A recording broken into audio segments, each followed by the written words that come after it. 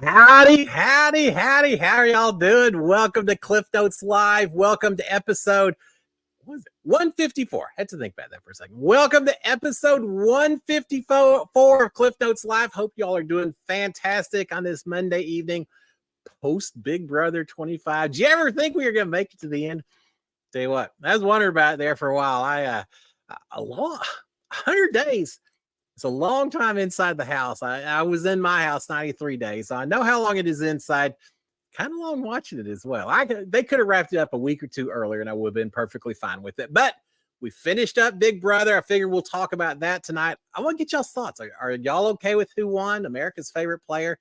I know people are hot and cold with some of these people, so I want to talk about that. But before I do that, a big old SKD 143. I love my wife, love my kids, love reality TV fans. Love the house guest from this season. I love you guys out here that come out and talk to me every Monday night. Welcome. Those of you who are watching live, those of you watching replay as well. And I'll just throw this out here right now. If you haven't already done so, please consider subscribing to my channel, turning on notifications, and a thumbs up is always kind of cool as well.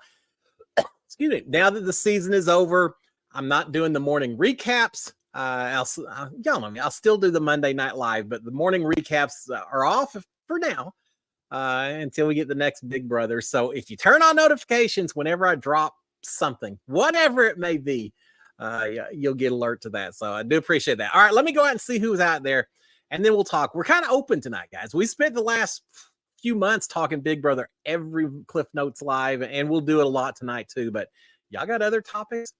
Bring it on. What Casey said, let's roll. Let's go. I think I messed that up during my season header saying wrong as well. Oh, well. All right. Let's see who we got here. Amanda Lowe. Hey, Amanda. How are you doing? Jane Doe. Hey, I like the way you spell that, Jane. Well, welcome aboard. Marilyn Sutherland, Karen Berkey, Mark Taylor, Jake the Horror Movie Geek. Jake and I had fun Friday before last. Colleen, Heather Marshall, Keith Franken. Keith, how are you doing? I hope you're starting to feel better. Looks like you're all stuffed up. It's that time of season. Cold and rainy. Just ugh. All right, Karen Loveland. Hey, Karen. Taylor Mangus. Patricia Miller. Cindy Heyer. Cindy, how are you? Ann No E. I always try to pronounce that correctly now, Ann. I hope I am. Let's see. Karen, I think I mentioned. But I'll mention again. Marilyn Sutherland. Lee Strack. Jane Anastasia, yeah, that's it. And Barbara Schultz, Michelle Moore, Carly Hunt, Wyatt Garrett. Hey, Wyatt, how are you? Kendra, and let's see who else. Brian Hostel. Brian, how are you, sir? Cleveland Browns were having an interesting football game. I was watching a little bit of it. Let's see who else we got. Annie Berger, Joanne, and Chuckster's Adventures. I bet there's some adventures we could hear some stories on that. Laura Lewis, Ma, how are you doing? You're getting close to the end of the semester, aren't you? Rachel S. And let's see, we'll do one to Deborah Nail, Edge, Aquarius, Diane Laduser, Valerie Marks, Kimbers 123. All right, and Pamela Voorhees. Well, we'll shut it off right there. Oh, no, we can't finish that. And we'll finish off with Tracy Muckenfuss, just because I like saying your last name, Tracy. The rest of y'all, and Squidly.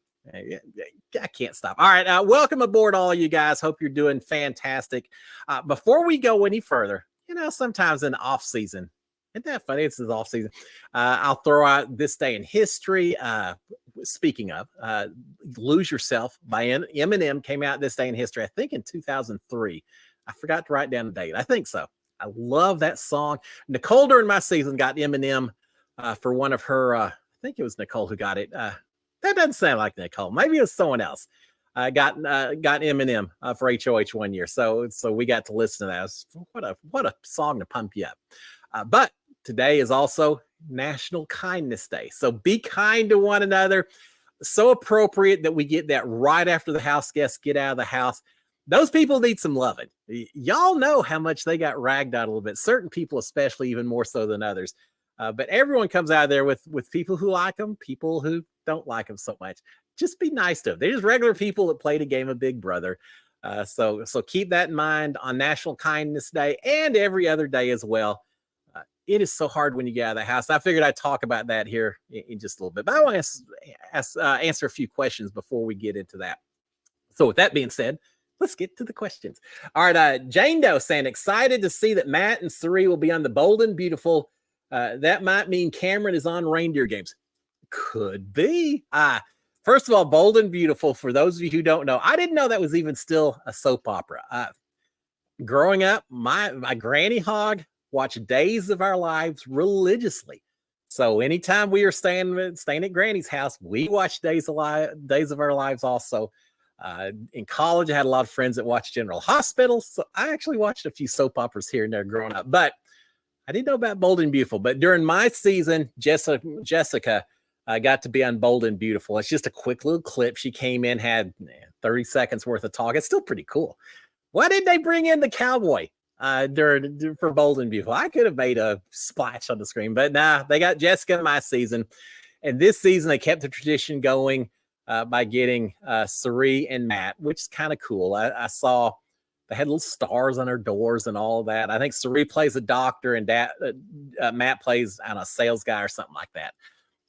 So they get to do that, which does mean that maybe there's less incentive for them to be on Reindeer Games. What do y'all think about this Reindeer Games? For those of you who don't know, we were wondering what was going to happen if it was going to be a celebrity Big Brother, a Big Brother over the top, which means online only. There were a lot of things, a legacy season, a lot of things being thrown out there. Well, as it turns out, it's this Reindeer Games. And I'll tell you what I know. And if y'all know anything else, tell me. First of all, it's only going to be 6 episodes. It's not going to be live. They're going to record everything first, and then we'll see 6 episodes spread out, I think, over 2 weeks, starting December 11th and finishing up like Christmas Eve or something. So it's pretty quick. No one gets voted out of the house. Apparently, people get evicted, but only by losing competition. So it sounds like every episode there'll be a competition or two that you have to do based on who does the worst, I guess, in those competitions, gets sent out the door. So it's not nearly the strategy of a regular Big Brother season because you don't have people. I don't think there's any reason to form alliances or anything else. It's strictly who's the best at the comps. Looks like maybe there'll be some slip and slide. Poor Jack. He went the whole season wanting slip and slide, and he never got it this for Big Brother 25. But all competitions, at the end, someone wins. I think they win $100,000. I assume they're all returning players because Julie told us at the finale Thursday night that someone from Big Brother 20, excuse me, that someone from Big Brother 25 is going to be on this season. And you're right. It very well could be Cameron. He won America's Favorite, so there's a lot of incentive to put him in there, right? But there's a part of me that wonders, she was so certain that someone from this season was going to be on it. And I wonder if maybe someone has already agreed that was a pre-juror that they've already had a discussion with that knows when to show up at the Big Brother house. I think it's still filmed at the Big Brother house. They're not going to spend the night there, I understand, but they'll still play in the backyard and stuff. But I'm thinking maybe it could be a pre-juror. And of all the pre-jurors, my guess for who they could bring back as a pre-juror to compete in this thing, how about Izzy? Could you see Izzy being a super fan? I could see her back. I think she'd be decently competitive with this stuff, and we didn't get to see her do a lot of the iconic comps, so maybe. But it could be Cameron as well. We'll find out. But yeah, it's gonna be interesting. I'll cover it, but just on Monday night's show. This show, there's no live feed, so there won't be morning recaps or anything like that. We'll just cover it as part of our Monday night shows. And I don't know, yeah, are y'all looking forward to it, or is it just kind of it's okay until Big Brother comes back? I'm kind of that latter one. I hope it's good. But if it's not, it's only a couple of weeks. It can be bad. It'll still be quick. So we'll see. All right. Mark Taylor saying, do you think Matt shot off his toe to keep Jag? Is that like shooting yourself in the foot? Same kind of thing. It's interesting. I said all along that I thought that in order for Matt to win, I thought Jag needed to win and drag Matt to have any chance of winning. I actually thought Matt was going to have more votes than he got. Jag kind of surprised me at the end. But I thought that Jag, whoever won between Matt and Jag and drugged the other one to the end, had a much better chance to win. And I felt like Matt not getting drugged, Matt not dragging Matt at the end, Matt not dragging Jag at the end really probably hurt his game. Because his big pitch should have been, I saved Jag. And then I saved Jag again. Twice Jag's only here because of me. Well, once Jag took him, he kind of defeated that whole pitch, that whole argument. But if you go back to Jag when he had got evicted 10-0 and Matt saved him, Did he shoot his toe off at that point in time? Maybe, but it's so early in the game. How do you know at that point in time? There were 10 votes. There were, what does that mean, 13 people in the house? So early in the season, you can't predict everything that's going to happen. And those guys were pretty solid. It created a strong alliance that took him to the very end. And I truly think if he had not saved Jag at that point in time, I'm not sure Matt would have made it to the very end either. Maybe, but I feel like Jag created a little bit more of a target. Even though no one got him out, at least Jag was winning competitions and taking some of the heat off of Matt. I think Matt would have been viewed as the next big threat once Jag was gone. And so I don't know that either one of them makes it if Matt didn't make that move back in week 4 or 5, whenever that was, early in the season. It's so hard to tell going that early, though. I remember I won HOH on day 30. And I've had people say before, what would have happened if you had flipped and sent out? Because remember, in my case, I went ahead and agreed to send out Bella because I knew Bella was never going to be that loyal to me. And it preserved some stuff with the big alliance. As much as I didn't like working with them, it allowed me to stick around just a little bit longer. There were a lot of reasons that I did that, but there's people who've said, oh, what would have happened if you got ahead and reneged and went after Christy and all that? Who knows? It's so far between then and the final. There's so many things that could have happened. It's too many variables involved in the process. But yeah, I don't know. I still think it was a good move when he did it at the time. As a viewer, I hate to see someone that gets evicted unanimously and doesn't. I don't mind seeing Jag getting back in. I just thought he should have had to fight for it somehow, and he didn't. But obviously, it worked out for him. He is the first person that got evicted from the house and then won the show, right? You always hear people saying, once you get evicted, you don't deserve to win. Well, personally, I disagree. I would have argued that so much if I was in a final 2 and someone tried to argue that against me. But now Jag's kind of defeated that curse and proven that you can win after getting evicted. So props to Jag for that. All right. Let's see. What else do we have on here? Karen Hummer saying, glad Cam got HOH. It was so funny because it really seemed to me that the way I was looking social media and all these different platforms, Twitter or X, I still call it Twitter. I'll always call it Twitter, I think. So many different platforms talking about America's favorite players, some talking about Suri. There were a lot of people voting Suri. Feel like there were a lot of people voting Cameron, a lot of people voting America, maybe a little Corey, but more so America. Matt kind of surprised me. I didn't see as many people really pushing hard for Matt, but I think a lot of people liked him. I mean, he didn't really get a lot of blood on his hands, and I think that helped as well. I was not surprised to see Suri and Cameron and maybe Matt as well. I actually thought it may have been Suri and Felicia and Cameron at the end. Felicia, she didn't play a perfect game, but she was entertaining to watch, right? I thought maybe she should have been up there. Doesn't matter. I'm fine with Cameron winning. I know some people just were upset, and I don't know if they were upset because it meant their favorite didn't win, or they're just upset because they thought some of the things he said was problematic and all of that. You know what? Cameron he marched to his own beat in this season. He made some moves. He kept us in the dark. He surprised everyone with some of the stuff he did. He certainly controlled some things. They got him out because he was such a huge threat, right? He wasn't just a throwaway. They were scared of him. That's why they got Cameron out. So there's a lot of things Cameron did that made this season a lot more entertaining. So I had no problem with him winning this thing. I would have also been fine. Suri, I just don't know that she did as much this season. I loved her in Survivor. I loved her in Traitors. She just didn't do quite as much in Big Brother. I probably wouldn't have been my top choice. I would have voted for Felicia before I voted for Suri. I got to say, Felicia kind of, at the start of the season, I was like, well, who does she think she is? Calling out Big Brother, saying that she wants the ingredients, all these different things from in the pantry, and her dropping her microphone in the toilet over and over again. I thought, no, Felicia is just an interesting person. She kind of grew on me. By the end, again, gameplay hot and cold, but just in terms of entertaining and watching her on the live feeds, she had a lot of fun on there. So I would have liked to see her in final three. But yeah, I'm fine with Cameron winning that thing. And especially because you could tell it really meant something to him. I mean, some people's like, yeah, or everyone's happy to win it, I'm sure. But I think it meant a lot to him, both to be given the recognition as a favorite, but also the money that goes along with it. I think meant a lot more to him than maybe it would have meant to some other people. So yeah, props to Cameron for winning it. Now we'll see if anything else happens on down the road. Every single one of them now is talking about Amazing Race and Survivor and all these other things that we all talk about when we get out of the house. We'll see if any of them actually make it or not. All right, let's see what else do we have on here. Yeah, Keith Franken saying 19th birthday is Wednesday. Well, happy birthday, feliz cumpleaños to you.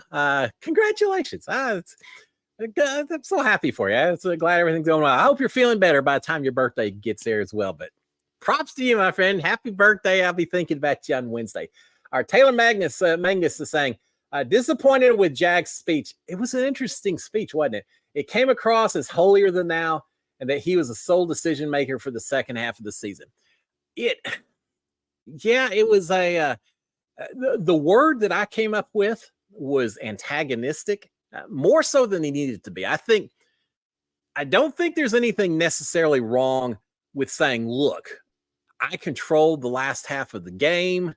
I mean, there's that fine line between talking about how much you are responsible for being where you are and coming across as cocky, right? And he probably crossed that line a little bit, because I remember watching that thinking, yeah, these house guests may not, when he says, the reason you're over there is because I'm over here and your blood's on my hands.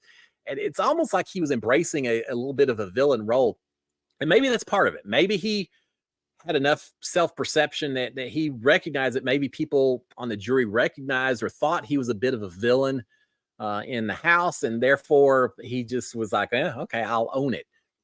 And if that's the case, then so be it. But I really thought he was pushing a little too hard in suggesting that he controlled everything. I think it's smart that he made it clear, because remember, Matt went first, and his speech was better than his jury questions. But Matt was trying to say, "Oh, we worked as a team, and we worked all these decisions together." Jag came and shot that down. Said, "Yeah, no, I controlled it. I'm the one that made the decisions, and I don't have a problem with that. I just feel like the way he said it, a little bit louder, a little bit more forcefully. He's just almost like in your face that I'm here and you're not." And I thought that was a dangerous move. It shows what I know, right? I mean, we as viewers, we get to see all the conversations in all the rooms. So I feel like we know more from a strategy standpoint in terms of what's happening. But I think when you're face to face with someone during the down times, when you're just in the bathroom, shooting a bull, or in bed, gossiping when you getting ready to go to sleep, that's where you start reading these people. And I think as much as we knew everything that's happening from a conversation standpoint, maybe Jag had a little bit better emotional read on a lot of these players, and he knew what he could say to get them on board or not. Or maybe it was a foregone conclusion. Maybe everyone had already decided that Jag deserved it just because of all of his comp wins. I think Corey was already on board. I think Cameron was already on board. So who does that leave? Blue and America as potential either way type deals. I don't know if it made a difference or not, but I was worried for Jag once he threw that speech out. But it worked. It's a bit of a memorable speech, right? Yeah, it was interesting. He did well. I thought Jag answered the questions well, even though he's a little too forceful in his speech. I thought his speech at least covered the right points as well. All right, Cindy Hire saying, will you recap the Reindeer Games? And Edge is saying, will you cover Trader Season 2 and Reindeer Games? I don't know. Maybe we'll talk about it. I think, as I mentioned, Reindeer Games probably will just do as part of Cliff Notes Live, just because it's so quick. 6 episodes, 3 episodes, I guess, per week. No live feeds, no real strategy voting people out. So with that in mind, probably each of those Cliff Note Lives on those Mondays, we'll talk about the following week and three episodes worth of competition. We may just do it like that, unless it just gets really incredibly devious or exciting or something else. And then we'll see if it goes a little differently. I have not thought about Traitors. I love the first season of Traitors. And based on who's in the second season, I think that's going to be exciting to watch. I don't know. The thing with Traitors is because they release it, it's not like on primetime TV where we all watch an episode at the same time. Instead, people tend to binge it when it comes out. So you have some people who've seen all of it, some who've seen just 1 or 2 episodes, some who haven't actually started watching it yet. So it makes it tougher from a timing standpoint for those shows. So if I do, I'll probably wait until I feel like everyone's had a chance, maybe a proper chance to watch it. And then maybe at that point, rather than doing a recap episode by episode, maybe we'll just bring everyone in and do a special Cliff Notes one of these nights just for the Traitors. And everyone who's watched the Traitors will have a fine time talking about it. And those who haven't aren't going to feel like they're being left out by talking about it too much. Well, I'll think about it, but we'll see. There's a couple of shows. Big Brother UK is just about wrapped up. I've been trying to avoid any spoilers. I may try to go back and watch that. Big Brother Australia's out there. So there's a few international versions of the show that I may be checking out as well. So we'll see what ones I covered on. We'll find out. I'll find out and I'll let y'all know. All right, Mark Taylor, Brian Hosteller, Lee Strack, Lauren Wynn saying, what do you think? What do you think about Jimbo Fisher? Oh, yeah, guys, y'all got to rub it in. I don't know. Maybe, I don't know if it's cause for celebration or cause for disappointment.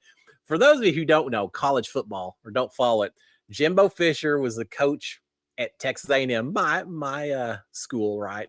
Y'all know that, right? We paid him buku money. Oh, picture if you won, if you won 900, no, actually, if you won Big Brother for 1,800 years in a row, that's how much money you would get from equivalent of what Jimbo Fisher got paid for being a coach. Isn't that amazing? We pay so much for someone just to coach and recruit and do everything else. But yeah, he hadn't had the best 4, 5, 6 years. I think this is 6 years. And so A&M cut him loose on Sunday, which is rough considering how much we're paying him. Even more rough considering that he still had a lot of years on his contract. We're paid between $70 and $90 million. Tell him to go coach somewhere else. I saw somewhere saying that's the equivalent of 1,500 college 4-year scholarships for Aggie students. That's a lot of bucks. That just tells me there's a lot of really rich people that support Texas A&M.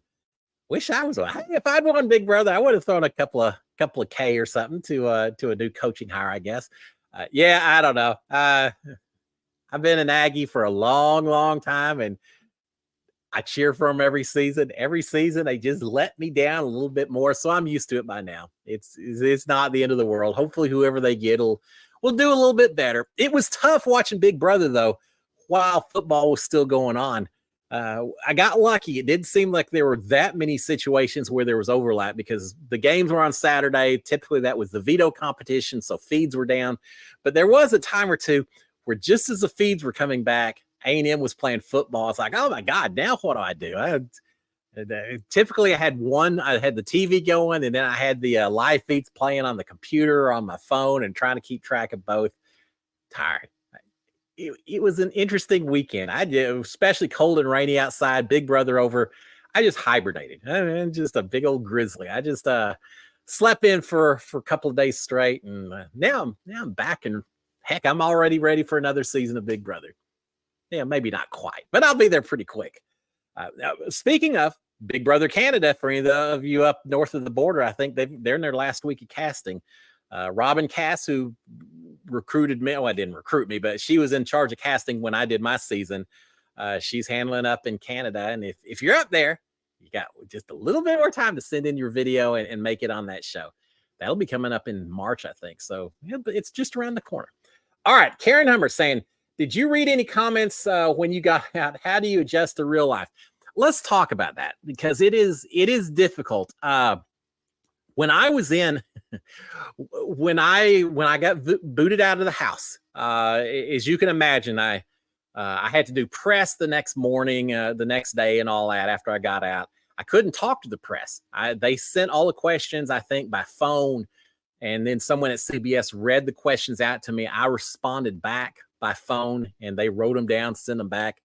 But I had one of my handlers that hung out with me, because I was Final Four, so I was there for 93 days when I finally got booted. But I had a handler, and she said, "Look, Cliff," she said, "every person that comes out, I tell them the same thing, and no one ever listens to me. But I'm going to tell you as well." She said, "When you get home, when this is all over, after the vote was about a week after I got booted, she said, you've got a week of sequester." And she said, "When you get out, everything is going to seem so overwhelming." She said, "Your inclination is going to be immediately to pull out your phone or computer and look at all the comments that are said about you." And she said, "Don't do it," because she said, there'll be some good stuff, but there's going to be some bad stuff. And she said, you're going to focus on the bad stuff. And she said, just enjoy your family, enjoy your life. Give it a few months before you look at the comments. And she said, just trust me, I've seen too many contestants over the years, and it's the better thing to do. And I said, okay, I appreciate that. Now, I looked as soon as I got a chance. I got out of the house, and my daughter and son helped me set up a Twitter and Instagram, because they both had gotten hacked. One of them got hacked. One of them, there were so many fakes on there that I had to try to get verified. I got CBS to help me get my Instagram verified. It was a real pain, but yeah, I went out there and looked, and it was okay. So let me tell you a funny story about that, because it's very interesting. The way it works after the finale wraps, I was in sequester. Then we come up on stage, we vote for the winner, and all of that happens. We all pose with Julie. They announced America's favorite player. I was one of the top 3, and then Nicole won. I was so happy for her. But after all that's over, then they said, all right, Cliff, come with us. And they took all of us and they put us in individual little green rooms, little quiet or little small rooms for us to hang out while we waited for whatever. They wouldn't even tell us. They just said, just wait here. They'll be ready for press and things like that eventually. So after a little while, they grabbed me and said, all right, Cliff, we're going to go do backyard interviews. So I went in the backyard of the house and I interviewed Entertainment Tonight Canada. Rob has a podcast, Reader's Digest. I mean, I think I talked to everyone out there.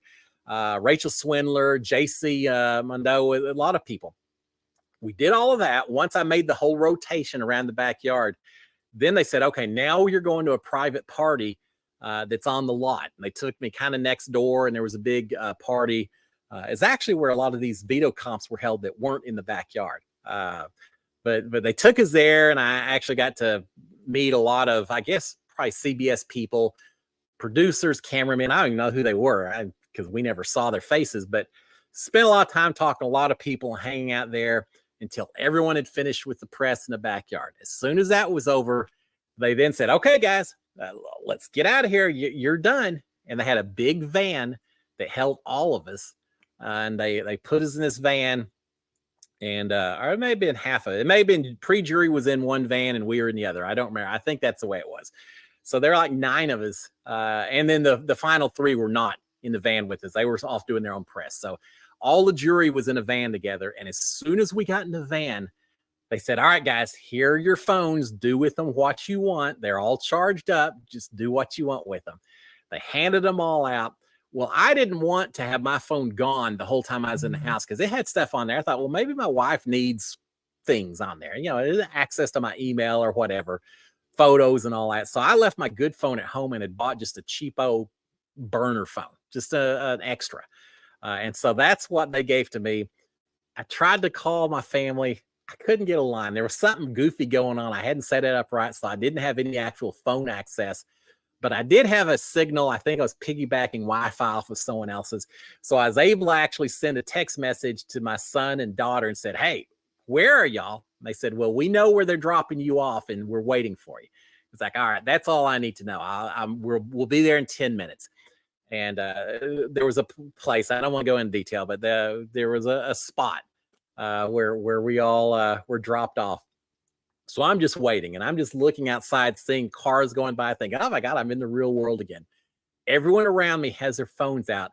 Half of them are scrolling through, checking everything that's been said about them. The other half of them are talking to parents, brothers, sisters, whatever. And there's a few people, and I don't want to mention names. There are a few people that were getting very panicky as they were being told that, maybe you weren't received quite as well as you thought you were. And a few people say, well, I didn't know. I didn't know. And so, yeah, you started hearing some panic in some people's voices as they started getting information about things that had been said, good or bad. I mean, a little bit of both. But eventually we got to the drop-off point. We all kind of said our goodbyes at that point in time. I went just around the corner. There's my family. My mom was there. My wife was there. My two kids were there. They're now husband and wife as well. My son-in-law and daughter-in-law. So I had the whole crew there. What an incredible feeling. And we hung around. I got to meet so many other families and Tommy's parents and, just a lot of folks that were there. So it was a lot of fun. I met Nicole's family, her sisters and her mom. So that was incredible as well. So anyway, that was kind of the way it happened afterwards. But that's it. Once the finale was over, they said, here's your phones. May good fortune follow you guys, but you're out of here. They'd already had plane tickets purchased for all of us, and that was it. Now, I saw most of them the very next night. There was a big private party at a bar in downtown LA that we all went to. Talk about overwhelming. To be in a house where you don't see anyone, and then suddenly you were packed in like sardines. Everyone wants to talk to you. Everyone wants to hear stories and all that, and you're just really overwhelmed. But it was a lot of fun. It was an introduction to what life was like for a little while after that. And then after that, a lot of them went to Vegas. I didn't do that. I stuck around with my family. I saw the sights. We went down Hollywood Boulevard and did the typical tourist stuff. I just needed to get back in touch with my family. I did do one thing at that private party, though, that was fun. And then we'll move on to another question. I had an extra cowboy hat while I was in the house. I actually had a straw hat, too, they took. It said it was too wide. It washed out the cameras. But I had this hat as well, right? And guess what I did with this hat? This is the hat I was wearing on day number 1. You can't see here, but it got splashed with all kinds of paint when I got hit with the paint. So it got splashed with all this paint. So during that after party that we had, I went around and had everyone sign my hat. You can see all the house guests sign the hat. There's Tommy Bracco. Everyone said the only 2 people who didn't sign it, there's Sam as well. The only 2 people who did not sign the hat were Bella and Jessica, because they were both already gone, as I recall. I ran into Jessica a little bit later, and she signed it as well. I still need to track Bella down, get her to sign my hat as well. But yeah, one of my coolest little souvenir mementos from being that time in the house is my signed hat. This is a hat that Nicole walked out the door with when she was Final 3, because we'd had it hanging up high, and I said, hey, take it with you when you leave. So she took it with her, and it was cool. I was glad she did that. So that's one of my favorite treasured memories of being in the house. There you go. A long story, probably more than you wanted to hear about how it was afterwards. But yeah, what a crazy night. A couple of nights after we got out. All right, Rachel S. saying, who are some of your favorite players this season? I was rooting for Felicia. Felicia was fun to watch, right? Who are some other favorites? I liked Corey because I'm always going to be cheering for the super fans. So Corey and America, I was kind of cheering for him. I thought Corey was a pretty good strategist. I feel like he got derailed a little bit with his showmance, both of them. I feel like they ended up spending a little too much time together in the hammock instead of necessarily out visiting and doing what they needed to do. So, but I was cheering for them both. I picked Jag before the season even started to win the thing. And did he play a perfect game? No. Did he get lucky? Yeah. I do not think there was a single person who has ever won Game of Big Brother who did not do so because they got lucky. And you got to have skill as well, right? But I think it's a little bit like playing poker. You can be the best poker player in the world, but if you don't have enough luck to get the right cards, it doesn't mean anything. You can be incredibly lucky and win at poker, even if you aren't that good at strategy. And I think we've had a little bit of both over the years in Big Brother, but I think you have to have a little bit of luck built in, and Jag certainly had that a time here or there. But I like Felicia. I liked Corey. I liked Jag. I thought Nicole was going to play a little bit more of a game, and she just never took the reins and did what she needed to do. Bowie Jane, a lot of people are ragging on Bowie, and maybe she didn't really position herself to win the thing, but she did a pretty decent job of positioning herself to get far in the game, getting into those final 3 chairs. I feel like she needed to win some of those comps at the end and do a little bit more than she did. But I don't know. I will say this, even though I think a lot of the gameplay made it for a bit of a boring season for us, the way they took out anytime anyone won and became a bit of a threat, they got rid of them.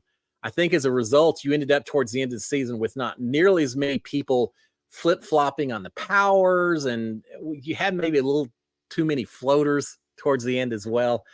So from a gameplay standpoint, it was a little bit boring, but I love the cast they had this season. Each and every one of them, I thought had a lot of potential. I was really excited at the start of the season, and for the most part, I think they did all right. They kept it interesting, even though from a gameplay standpoint, I think it left a lot to be lacking in terms of the season. All right, Madison Andres saying, what did you think of the season? One of the worst in my opinion. I won't say one of the worst. I rated it, and I think I gave it on my recap video. Check it out if you haven't seen it. I'd be curious to see what your thoughts are. I think I gave the season probably a C+, if I recall. I've got it somewhere right in the middle. I maybe even would say a little bit towards the bottom half of the middle. So what? This is 25 seasons. If I put it my 13th or 14th, something like that, somewhere a little bit in the season. I thought the cast was good. I thought the competitions for the most part were good. Twist, not huge on most of these twists. I thought they could have been put in play a little bit better. Gameplay, as I mentioned, I just thought it made it a little bit boring for us in terms of watching it. There are too many people. Just the fact that you had so many unanimous votes every week in terms of who was voted out, that alone suggests that maybe there weren't a lot of people willing to make big, bold moves this season. They just kind of did what the house wanted to do. I feel like there were way too many people playing this season, playing not to win. Instead, they were playing not to lose. Does that make sense? They were being much more, what is it Brett said one time, defense wins the championships or something. I feel like it's just the opposite, or the same thing here. I feel like a lot of people are saying, I'm just going to play defense. I'm not going to do anything to stir anything up. I'm going to let other people make the big moves, and I'm just going to sit back. Well, if you do that, eventually all the people making the big moves are gone, and you do survive. So it's not that it's a bad strategy. It's just kind of a boring strategy. I don't know. Yeah, I would not say it's one of the worst. I'll give that to Big Brother 22, which what a slogfest, all stars. But yeah, I was expecting more than we got out of it. But I don't think it's because of I was gonna say not because of the cast. It is there. It was their gameplay, but yeah. I'm ready. I'm ready for 26. We'll see. Now here's what worries. I guess that's the right thing. Is this going to become a strategy going forward? Are we going to see more seasons where people say, man, look at 25. Anytime someone took control of the house, everyone turned against them. The people that survived are the ones who sat back and let other people do the work. Is that what we're going to now see for seasons going forward? That everyone's going to say, I don't want to win anything. I'm going to throw all the comps. I'm going to let other people get the blood on their hands. I hope not. If that's the case, they need to change it up somehow with the twist or something and force people to take more initiative, because I can't handle 2 or 3 seasons in a row like this. I got to see people playing a little bit more aggressively than that. Don't you think? One season, okay. I don't want more of that, though. All right, Rachel S. is saying, wonder if Matt's jury answers hurt his votes. Felt bad for him. He was under pressure. Yeah, his votes were not... I don't think Jag's answers were great. I think he was a little ambiguous with some of the stuff he said. He said, I controlled the action and all that, but he didn't really say I controlled the action by doing this, this, and this. He was kind of open-ended as well. But yeah, Matt just didn't. I felt like a lot of his answers, he started off strong. He had a good comment, and they just kind of tailed off. He wasn't certain how to finish up his statement. And I think when you finish off weak, that's what the jury remembers. I don't know that it cost him any votes, but as it turns out, I think he needed to win some votes, and I don't think he won any votes. I think he had to go in there and just say, look, Jag is only here because I saved him. And Jag's going to tell you how he did all this stuff to take control of the house and he won all these comps and all that. I feel like Matt just said, who was watching his six? Who was making sure that all of the rest of the house was okay with this? Who was over there talking to Suri and Felicia and making sure that everyone was not seeing us as a threat? I think Matt could have talked a lot more about him using his social game as the way that he protected not just him and Jag. And he did mention his social game in his speech as well. I just thought he should have hammered it home a whole lot more, and he didn't. Again, I don't know if it cost him votes, but I don't think won him votes, and that's what he needed.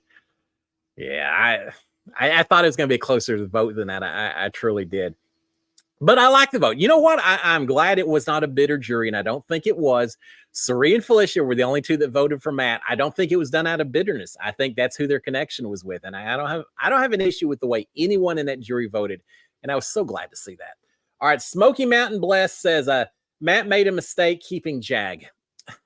I don't know. Again, if you're talking about when he saved him from eviction, that's so early in the season, we don't know how that would have turned out the rest of the season. Could Matt have aligned with Bowie and say Cameron at that point in time and done something? Sure. But maybe Cameron would have won the whole thing. All right. We don't know. Could Matt have then at that point aligned with Suri and Felicia, or at least Suri? Yeah, but Suri wasn't winning a lot. And I think Matt needed someone else with a strong gameplay to protect him. So I'm not going to go so far as to say he made a mistake because we just don't know. And then at the very end, I will say this. If I knew as a juror that anyone was willing to play rock, paper, scissors to determine who was going to win a competition, I think I would have voted against them on a jury.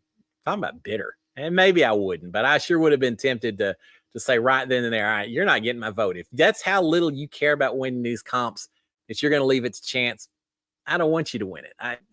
That irritated me.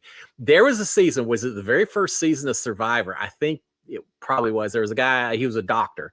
I don't even remember his name, but when it came time for the final jury vote, he told both of them, said, pick a number between 1 and 10 or something. And apparently he cast his vote based on who got closest to the number he was thinking. Ugh, I would have just gone over there and thrown him off the island right then and there. I reward the people who deserve it. Fight every competition. Don't ever leave it to chance. Now, if you're on Survivor drawing rocks, that's different. That's a part of strategy. But don't play rock, paper, scissors. That bugged me. That bugged me a lot. Don't get me started on that. All right. Ma saying Suri played a phenomenal social game. And I agree with that. It's just that she played a game where she needed comp wins more than Survivor and Trader. I agree with that as well, Ma. I think that's good analysis. In Survivor, where you're potentially on the block, potentially you're going home right up until when those votes are read out. I mean, it's not two people on the block and only those two people are going home, one or the other. Now in Survivor, you could go home at the very last second, and the tribes are so small, 5, 6, 7, 8 people on a tribe. So suddenly your risk is much greater in that thing. And you've got to play that social game to get people to vote elsewhere. So really, yeah, I think in Survivor, you don't have the winner of an immunity comp deciding who is at risk for going home, right? So I think the winners in Big Brother have HOH winners and veto winners have a lot more say than the winners in Survivor. And I think that's the difference. And she just never was able to grab the veto or the HOH key and do something with it. And as a result, yeah, she didn't get blood on her hands, but she also didn't have a chance to make the moves that would have helped her. Now, she didn't get a chance to play in very many vetoes. So how much of that is Suri just not being that big a comp threat and just bad luck of how did she not get picked for more veto comps? That was crazy. But yeah, it's kind of indicative of Suri and those other games as well. Maybe not Trader so much, but I'm thinking Survivor, where she made it far. She did great social game over there also. But then when you got towards the end and there were very few targets left, she couldn't win when she needed to. And I feel like it was the same thing here. She needed right there at the end. when they were rolling the balls and trying to knock down the one that Matt won. That would have been Cerie's perfect opportunity to win that HOH and have the whole game flip right then and there. It would have been great as a viewer, and it was a comp she could have won, but it didn't work out. Yeah, just like me. When I got out of the house, I said, I feel like I was one comp win away from making it to final 3, final 2, and winning this thing. And I do believe that. If I just won one there at the end, it would have worked. I think Cerie maybe same situation to some degree. But I agree, Moss. She played a fantastic social game, especially with as much fame and reputation as she had, to be able to come in and still not immediately be targeted. Pretty good. But having said all that, I don't like when there's just one returning player like that. I'd rather have all returning players or all newbies.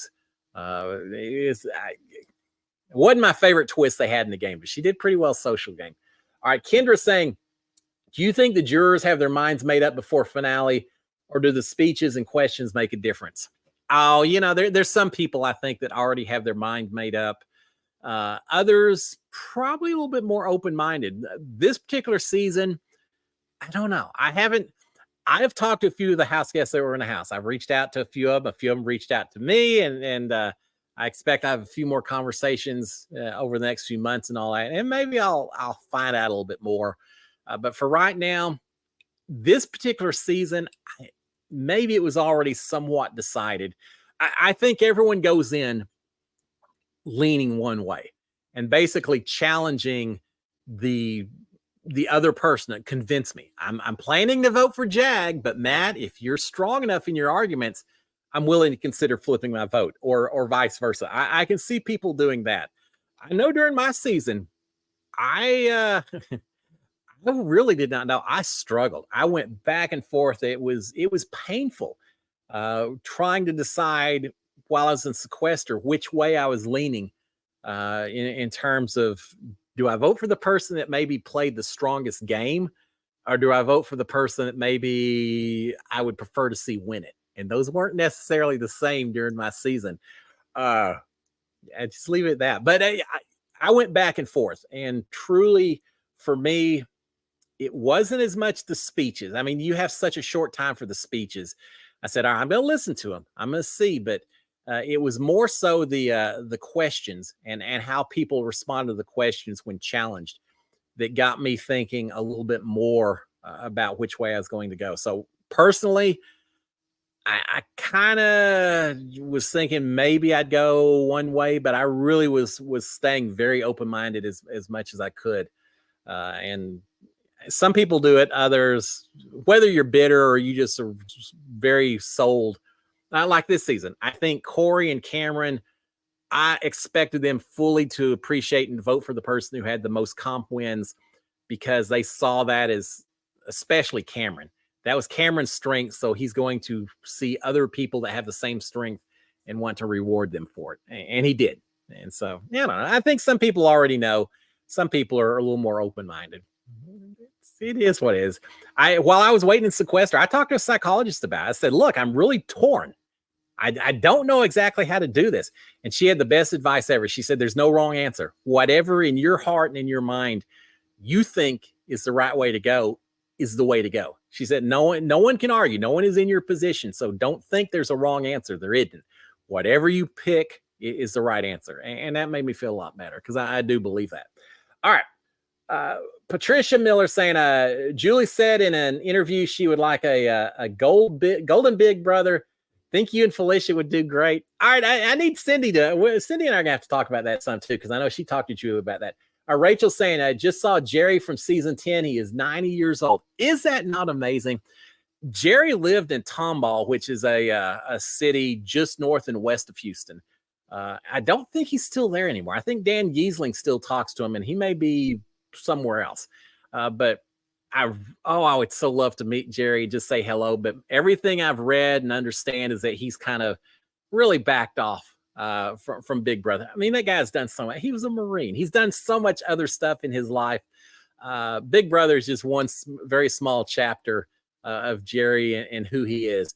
But I loved watching him on the show, and the idea that he is still out there is still probably, I bet he is quite the character to talk to. I would love to just sit down with him for a little bit, but I will respect his privacy. If any of y'all know him, tell him, hey, Cliff would love to talk to him. But yeah, 90 years old. I'd bring him back. He'd probably still kick the rear ends of a few of us if he got into that game. Roman Colombo saying that speech was for America and Corey. He knew he had Cam and Bowie, and he delivered a villain speech. You may be right. I could certainly, yeah. I think that's a very good point. I hadn't really thought of that from that direction. Who he thought he already had in his pocket, so to speak, and who he was campaigning to. Okay, I think that may be the point of the evening. I think that's a fantastic point. I tend to agree with you on that. It certainly makes sense that you would pitch to certain people. I know anyone who says that they don't practice their final two speech from about, jury phase on is lying to you. I know I certainly spent time thinking, what am I going to tell everyone if I'm on the block versus hopefully Nicole, but if not her, Tommy or Mickey. Those are my biggest fears, being on the block again or in the final two with either one of them. What am I going to say? Whose votes do I think I have? Whose votes are just lost? Who am I going to have to fight for? And I was planning to tailor mine the same way. So yeah, I agree. That's probably the way he did it as well. Obviously, it worked. As worried as I was, he understood the relationships better than I did. So he deserves it. I'm so good. I'm looking forward to meeting Jack and just saying hello and everyone, not just Jack. I shouldn't just say Jack. I'm looking forward to meeting everyone because I truly don't think you can see what these people are like until you just get to hang around in a more casual setting. And then I'm going to be real curious to see how well their big brother persona matches up to who they are when they're just kicked back, drinking a beer or having a pizza or something like that. And we'll see who was playing a role and who was actually just being who they are inside the house. That'll make a huge difference in the way I don't judge. Well, yeah, we all judge people, but I try not to. But it'll make a huge difference in how I look at all the people and who they were and what they were like and everything else. All right, let's see. Amani Artest saying, would the jurors have changed your minds had they heard from Bowie how her and Jag cheated Matt on the number game when Bowie picked who would be HOH? That's interesting. Can y'all believe? Yeah, I believe they did it. I think, and Matt called him out. I think Matt suspected that that's exactly what happened. But at some point, is it worth raising a big stink over it? He should have. He should have argued more. He should have said, yeah, I'm not picking numbers, just like rock, paper, scissors. I'm not doing that. If you want to put me up, but don't do it because I just lost a number count. He acted like it wasn't a big deal that he hadn't been on the block before. Well, I know Bowie Jane wanted him to go up on the block, so she was the only person that had that claim. He should have fought harder. He should have. I don't know what you could have done. I would have, if nothing else, I would have challenged Jag to a swimming competition in the backyard, arm wrestling, something to try to keep that streak intact that he was never on the block. But man, he just kind of gave in. I don't know that Matt understood that little things like that can make a difference when jurors are looking at this final deal. It would have been another argument he could have made, but he didn't do it. And I think I don't know if it would have made a difference, but it could have. Yeah, you never know at the end of the day. All right, Barbara Schultz is saying, why did CBS cut most of the jury roundtable? It was kind of quick, wasn't it? Dr. Will made it sound like it was pretty intense. Disappointed they kept most of it. I know. Dr. Will, when he saw, was it Sharon Tharp, I think who was interviewing him, and he was talking about how they had to take breaks and there was tension in the house and the round table. I was expecting to see so much more of it, and they cut it all. I wish they had not left the first part of the final three HOH as a cliffhanger. If they had just gone ahead and shown the winner the episode previously, so we had a little bit more time for everything in this episode and more roundtable. Let me tell you how the roundtable worked, at least for my season. And I may have mentioned this before, so I won't go into huge time or details, but basically we did it on a lot of CBS. It was a long, drawn-out affair, even longer because planes kept flying overhead, so you'd have to stop and repeat a question, repeat yourself. But even in my roundtable, we had some heated moments. we had people going after the people that were still in the house. Kat was not real happy with Mickey being in the house still and calling him out for some things. And there were some heated conversations that took place with ours. I have no doubt it was exactly the same because they try to do that. I mean, I think Dr. Will he knows, and he has people supply him with questions that are intended to antagonize or kind of poke people and do some things to get people stirred up. And so I'm sure that was what was happening during this roundtable, and they didn't show it. I don't know why they didn't. It would have been fantastic. We also didn't get a lot of Jury House this season. And at the time I thought, well, it's just because there's only 7 jurors instead of 9, and maybe so, but we just didn't see nearly as much outside the house. And I don't know it's because there was so much more going on inside the house. There were some really boring moments here for the last few weeks. Yeah, I wish they'd shown a whole lot more. That roundtable, I understand you can't show it live because they shut down production, again, because of the airplanes and things like that. It very, very much start, stop. It's horrible. But they could have had a good 30-minute long roundtable, and we could have seen a lot more interesting stuff. But production didn't come to me this season and ask my opinion. So we got what they chose to show us, right? But yeah, it does make you wonder if there were motives for why they didn't want to show more conflict or animosity between the people in Jury House as they talked about all of it. I don't know. And maybe we'll hear some. Maybe I'll ask some questions. I don't mind asking questions when I meet these house guests. And I'll come back with details for all of y'all. I'll just drop the names of who I talked to, but if I hear something, I'll let y'all know. Maybe there was more to it that we just never heard about, and they're all tight-lipped. But now they're out in social media. It'll only be a matter of time before someone starts spilling the beans. No, they couldn't keep secrets inside the house. What makes you think they're going to keep secrets outside the house? Yeah, they're going to be spouting like geysers. Geysers? Geysers. I guess geysers is me. Geysers are big mouth. Well, which is also me, but yeah, y'all know what I mean. All right, let's see. So quick, 7:58. Misfire saying, will Big Brother 26 be airing the same time as Summer Olympics in Paris? Oh, good question. I cannot picture them doing another. I can't picture them doing another delayed season of Big Brother. And they can't really do it earlier because of Big Brother Canada. So I think so. I assume so. It's in Paris, which means, what are they, 7 hours ahead of us? So if they're doing a competition, I guess everything won't be live. If they're doing Big Brother in the evenings, all the comps for the day will be done. So maybe they'll try to work around some of the live stuff. I don't know. I know I asked Julie when I got out of the house during my season, I said, are they doing Celebrity Big Brother? And she said, no, they've got the Winter Olympics. We're going to let the Winter Olympics do their thing, and we'll probably come back next year. So in that situation, they were cognizant that the Olympics maybe were going to conflict with Big Brother. But I think for summer, how did they do it last time? Seems like forever ago. I assume they're going to do it regular season. I hope so. Big Brother's fine, but it's a summer show. It's so weird that Big Brother is now over and Thanksgiving's next week. I'm not even ready. I'm not ready for the fall season. It's a summer show. I want to watch Big Brother while I've got a swimsuit on and it's 120 degrees outside and all that. Not celebrating while we got pumpkins and kids knocking on the door and all that. It was a very strange season for Big Brother. But it's all about the summertime. So no, I hope they don't stop it just because of the Olympics, but we'll see. I know which one I'm watching between the two.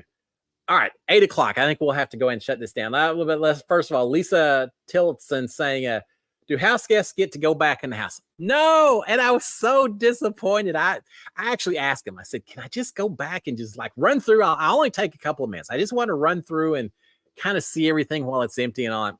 This is while I was in the backyard. They said, no, Cliff, sorry. It's shut down. Once you're out, that's it. And I haven't been back since. So unless I get to go back, either as a returning house guest, be fine with that, or hosting a competition, would be fine with that too. But other than that, yeah, no, it's not. During the after party and the backyard interviews, no one's in that house. It's just a little ghost house after those last two walk out. I've always thought they could just turn that into some kind of really weird bed and breakfast and charge a fortune for people who want to stay in the Big Brother house. How much would you pay to spend a night in the HOH room? think they could make a nice little bit of money for charity or something if they did that. But now, once again, they didn't ask me. All right, guys, with that, we're going to shut it down. I know there's probably questions I didn't get to. I apologize for that. I am long-winded, but send them to me on Instagram or Twitter. I'll answer them there if I don't get them here, or send them to me and I'll cover them next week because we'll have a little bit more time. All right, with that being said, guys, first of all, big ol' SKD 143. Again, love my wife, love my kids, love all of y'all. Love spending Monday nights with y'all. If you haven't done so, again, please consider subscribing to my channel, turning on notifications, give them a big old thumbs up. And with that, I'm not doing my morning recaps, but I will be back next Monday. Big Cliff Notes Live isn't going anywhere. So if y'all are just watching this at the tail end of Big Brother 25, I'll still be here next Monday and the following Monday and so on until, just like Jerry, I'm 90 years old and I'm still talking Big Brother. And I'll still be talking to y'all, hopefully. Guys, y'all have a fantastic Monday. Have a fantastic week. For those of you who maybe are off work or out of school next week, get ready for a big, long holiday. We're going to be talking Thanksgiving next Monday. But until then, guys, SKD 143. Cheers, my friends. Bye. Y'all have a good one. Bye.